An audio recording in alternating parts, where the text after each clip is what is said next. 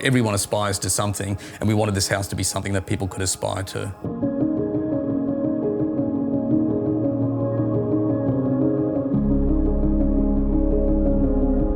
My name's Lester Chambers, and I'm the design director for Sekisui House.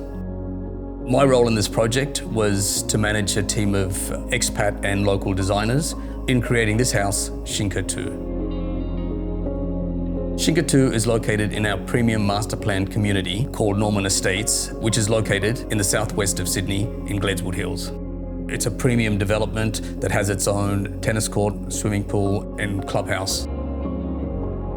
We ultimately came down to a philosophy of this design where we had 4 key elements. It was about lifestyle, all about family, wellness, and we also wanted to give a little bit of homage to Australian history and how we lived in the past. So as you walk through the house, the architecture sets it aside. It's a blend of Australian and Japanese influence. The first thing you're greeted with is bespoke cabinetry. The cabinetry is there to present and formalise the front entry. Behind that room is our guest suite, isolated from the rest of the house, so when you do have visitors, it's a place where they can have a little privacy to themselves as well. Opposite that, we've got our formal lounge. It's a quiet room. It doesn't necessarily have to have a television. It can be a reading room or just a quiet space. Walking past that is where the main part of the house starts to take shape. Anyone growing up in the 70s would realise that architecture back then didn't consist of al frescoes. The garage was normally at the back of the house with a long driveway. If you were having parties, the roller door got rolled up, the music got turned on, and that's where everyone entertained. It was a quasi al fresco back in the 70s. So we thought we could use that and play with that type of design and bring it into modern day. We can have the garage, but we can open it up, and it links the casual living to another outdoor living space, so you can have quite a large entertaining area, all combining as one.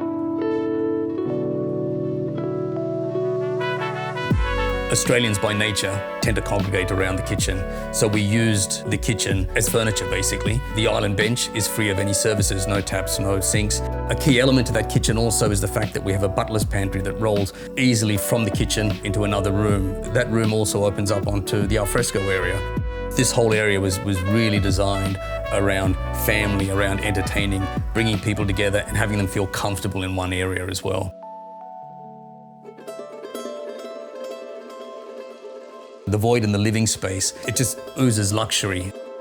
Voids in houses can sometimes feel open and cold. The best way to overcome this is to use natural materials. So we chose stone, a natural material, and we carried that stone from the ground floor through to the first floor. So we gave the volume warmth, and we also connected the outside to the inside by maintaining the materiality and running it through to the alfresco area. Sitting in the living area, you really notice how the light plays on the different textures in the building. The way the light reflects off the pool onto the timber ceiling in the kitchen and the way the shadows move across the stone wall really highlights the varying textures incorporated into the house. The Japanese culture love their privacy. They love outdoor rooms where they can just sit and think and meditate and contemplate. So we drew on this inspiration when we looked at the wellness centre. We also wanted this room to be a room where it could resemble somewhere you would go to a day spa. You'd have the privacy, you'd have all of the facilities. It's a room where you can meditate, you can practice your yoga. You could use it as an exercise room. Adjoining this room is a spa-like bath and shower, and that room also opens up to the Zen garden. It's hard to pick a favourite part of this house. I love so much about it, but if I had to narrow it down to one, it's probably the wine cellar, because it is the final element in this house that really truly brings together family, friends, and entertaining. Once you enter the first floor, what you are greeted with is a large expanse of area and light. The first floor is filled with glazing. It's a place where it's probably a breakout room for the family, the kids, and leading off that is a large balcony or terrace that interacts the indoor and outdoor space. Our master suite was designed to be like a luxury hotel room. And behind the master bedroom is a fully fitted walk-in robe and dressing suite. One of the best design features in the master suite is the ensuite. It's a large open ensuite, stone bath, double bowl vanities, large shower and a separate toilet area. The key feature for this area is the large expanse of glass. It opens up to one of the largest balconies in the house. It's a private retreat. It's where the parents can actually spend their time. They can relax. And from the balcony, you actually can't see anyone else's house. So it is purely a very, very private luxury suite. So we've purposely zoned the house into 3 different areas where people can entertain. The principal suite can be private and away from the rest of the family. And then we've zoned the minor bedrooms to accommodate the children. We wanted to make sure we utilize every little square meter of the house for reason and for purpose. So the ergonomics and the design of simple things the team have thought through to make life easier.